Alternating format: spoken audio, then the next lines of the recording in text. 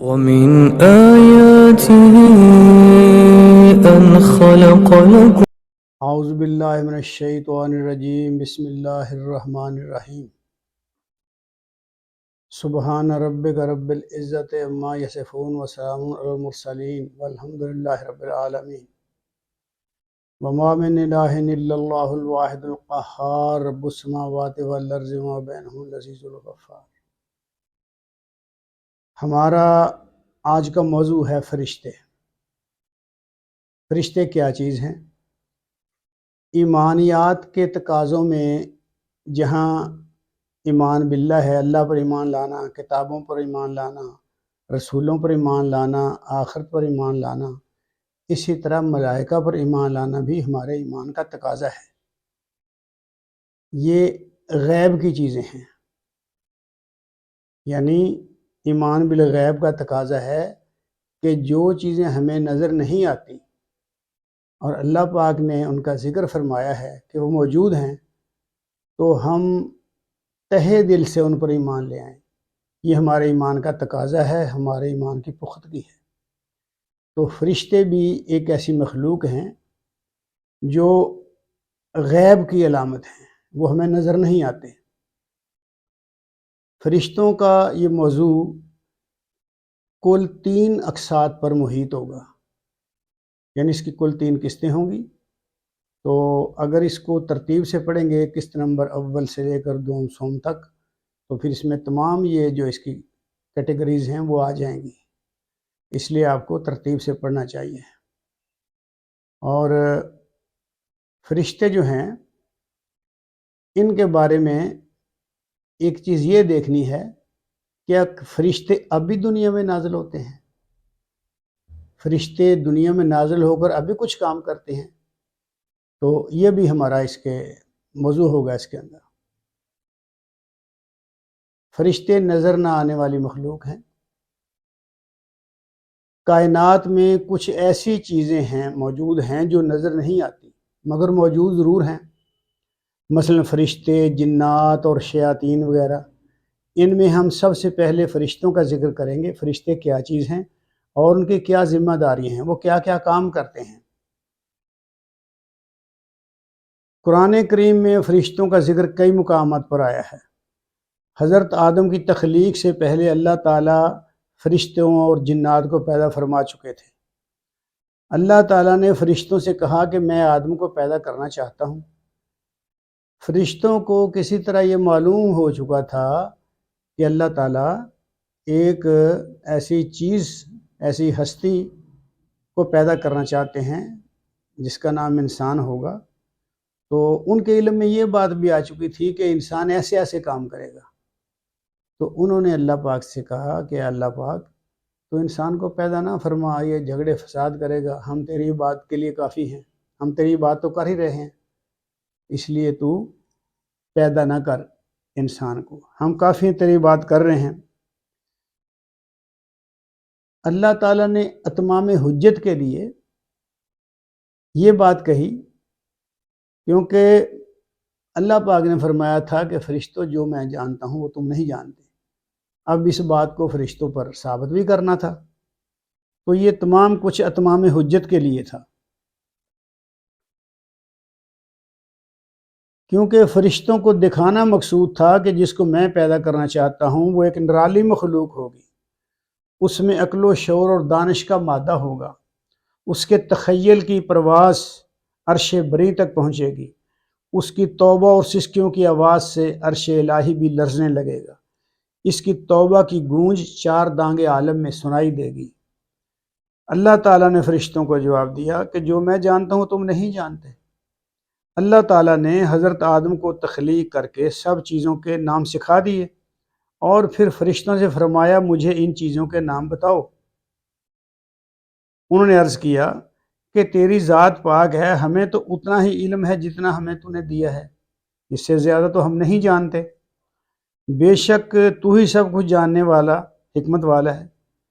پھر اللہ نے آدم سے کہا کہ اے آدم ان کو ان چیزوں کے نام بتاؤ، اور آدم نے نام بتا دیے۔ تو اللہ نے فرمایا کیا میں نے نہیں کہا تھا کہ آسمانوں اور زمین کے راز صرف میں ہی جانتا ہوں، اور وہ چیزیں بھی جانتا ہوں جو تم چھپاتے ہو اور ظاہر کرتے ہو۔ پھر فرشتوں کو حکم دیا کہ آدم کو سجدہ کرو، تو ابلیس کے سوا سب نے سجدہ کر دیا۔ اس وقت فرشتے اور یہ شیاطین جنات وغیرہ اکٹھے رہا کرتے تھے ملائکہ اعلیٰ میں، ملائے اعلیٰ میں اکٹھے ہی اڑا پرواز کیا کرتے تھے، پھرتے تھے، اپنے اپنے کام پہ لگے ہوئے تھے۔ تو ابلیس بھی ان میں شامل تھا۔ ابلیس اس کو یہ کہتے ہیں کہ انتہائی طور پر مایوس ہو چکا ہے اللہ کی رحمت سے، جو اللہ کی رحمت سے انتہائی طور پر نا امید ہو جائے اس کو ابلیس کہتے ہیں۔ تو ابلیس نے سجدہ نہ کیا، فرشتوں نے سجدہ کر دیا، اور وہ انکار کر کے کافروں میں سے ہو گیا۔ آدم اور ابلیس کا یہ قصہ آگے چلتا ہے، لیکن اس کا بقایا حصہ ہم شیطان کے باب میں بیان کریں گے۔ فی الحال ہمارا موضوع ہے فرشتے، جس پر ہم قرآن کریم کی روشنی میں ڈسکشن کرتے ہیں۔ فرشتوں کے خصائص کیا ہیں، کیا خصوصیات ہیں، فرشتے کیسے ہوتے ہیں، وہ کیا کام کرتے ہیں، تو یہ خصائص ہم جانیں گے فرشتوں کے۔ اب فرشتے نوری مخلوق ہیں، اور ہمارے ایمان کا تقاضا ہے کہ ہم اس نظر نہ آنے والی مخلوق پر ایمان لائیں۔ یہ فرشتے جو ہیں کارکنان سلطنت خداوندی ہیں، یعنی اللہ تعالیٰ کی جو بادشاہت ہے، جو سلطنت ہے، اس کے یہ کارکن ہیں، کام کرتے ہیں، اللہ کے کارندے ہیں یہ۔ تو اللہ کے کام فرشتے کرتے ہیں، ان کی ڈیوٹیاں لگی ہوئی ہیں۔ اللہ سبحانہ و تعالیٰ حقیقی بادشاہ ہیں، اور اپنی سلطنت کے کام فرشتوں سے کرواتے ہیں۔ کسی کی جان لینی ہو، کسی کی مدد کرنی ہو، کسی کو عذاب دینا ہو، کسی کو فائدہ پہنچانا ہو، سب کاموں کے لیے فرشتوں کی ڈیوٹی لگی ہوئی ہے۔ وہ اللہ تعالیٰ کی احکامات سے انحراف نہیں کرتے، اور اپنے خالق و مالک کا حکم نہیں ٹالتے۔ وہ ایک اطاعت گزار مخلوق ہیں، اور نافرمانی ان کی سرشت میں ہی نہیں، وہ نافرمانی کر ہی نہیں سکتے، نافرمانی کا مادہ ان میں ہے ہی نہیں۔ یہ انسان کو دیا گیا ہے اور جنوں کو، فرشتوں کو نہیں یہ دیا گیا نافرمانی کا مادہ، وہ نافرمانی کر ہی نہیں سکتے۔ سورۃ الاعراف میں فرمان باری تعالیٰ ہے، یقیناً جو فرشتے تیرے رب کے قریب ہیں وہ اس کی عبادت سے تکبر نہیں کرتے، اور اس کی پاکی بیان کرتے ہیں اور اس کو سجدہ کرتے ہیں۔ فرشتوں کی ایک خصوصیت یہ ہے کہ فرشتے ہر کام مقررہ وقت پر کرتے ہیں۔ دوسری خصوصیت یہ ہے کہ فرشتے ہر کام مقررہ وقت پر کرتے ہیں اور اپنی مرضی سے نہیں کرتے، ان کے لیے ہر کام کا ایک وقت مقرر ہے۔ اللہ سبحانہ و تعالیٰ نے ہر کام کے لیے ایک وقت مقرر کر رکھا ہے۔ یہ بھی قرآن مجید سے ہمیں پتہ چلتا ہے کہ ہر کام کے تکمیل کا، اس کے کیے جانے کا ایک وقت مقرر ہے، اس سے آگے پیچھے نہیں ہو سکتا۔ اللہ نے جو تقدیر لکھ دی ہے، جو کام لکھے ہیں کتاب تقدیر میں، وہ اسی وقت پر ہوں گے، بالکل ایک لمحہ نہ آگے ہو سکتا ہے نہ پیچھے ہو سکتا ہے۔ فرشتے کسی بھی کام کو اپنی مرضی سے نہیں کرتے، بلکہ کام کو مقررہ وقت پر انجام دیتے ہیں،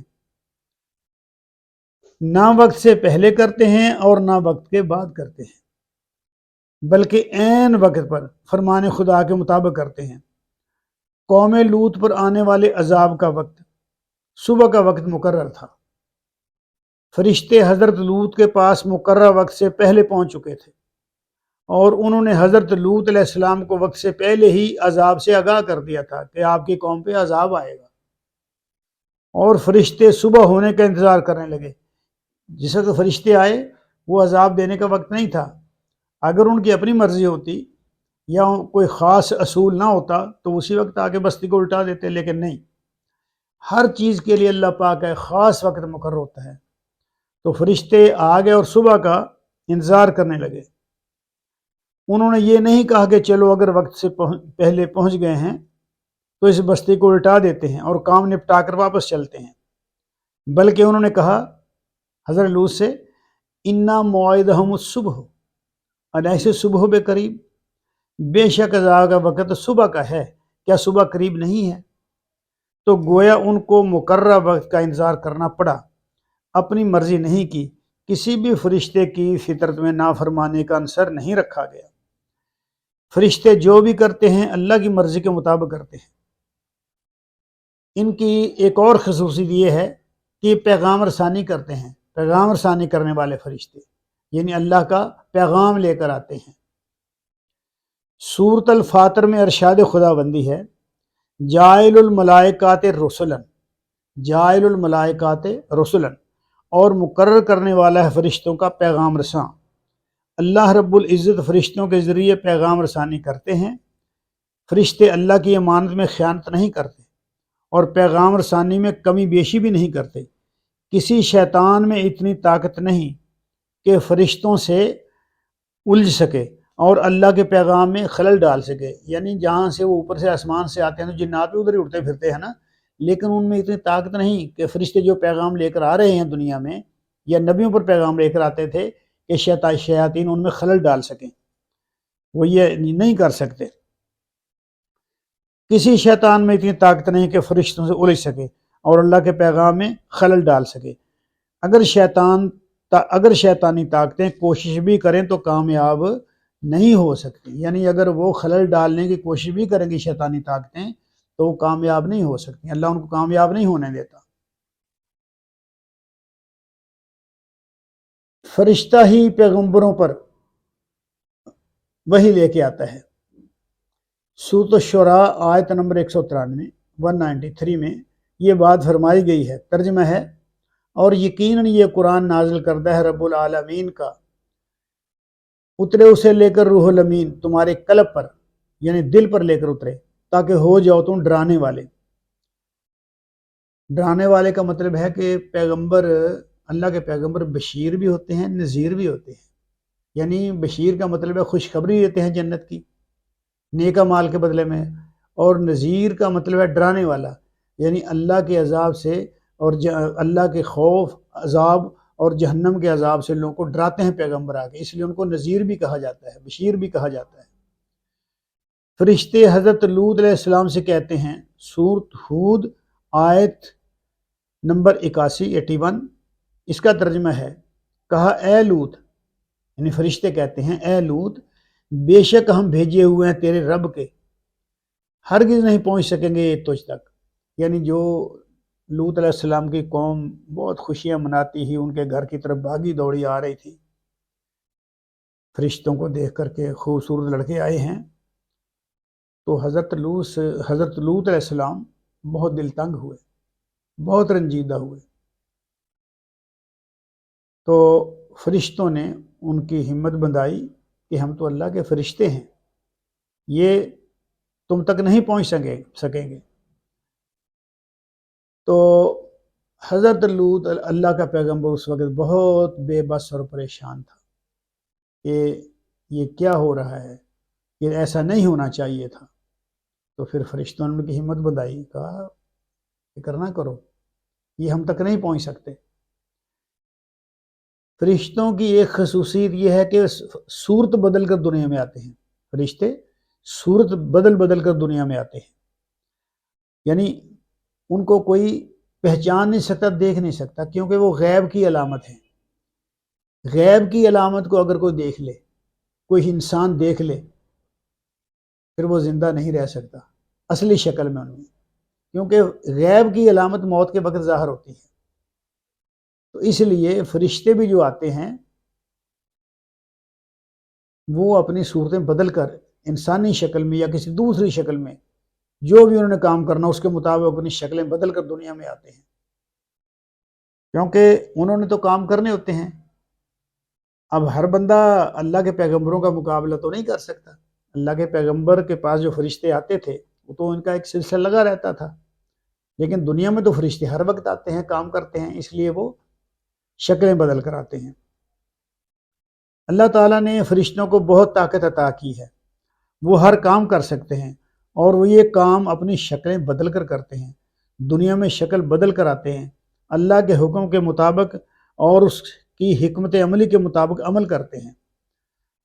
حضرت مریم کے پاس بھی فرشتہ شکل بدل کر آیا، سورۃ مریم آیت نمبر 17، اس کا ترجمہ ہے تو بھیجا ہم نے اس کی طرف اپنا فرشتہ اور وہ نمودار ہوا بن کر اس کے سامنے پورا آدمی، یعنی ایک آدمی بن کر حضرت مریم علیہ السلام کے سامنے، مریم صدیقہ کے سامنے آ گیا۔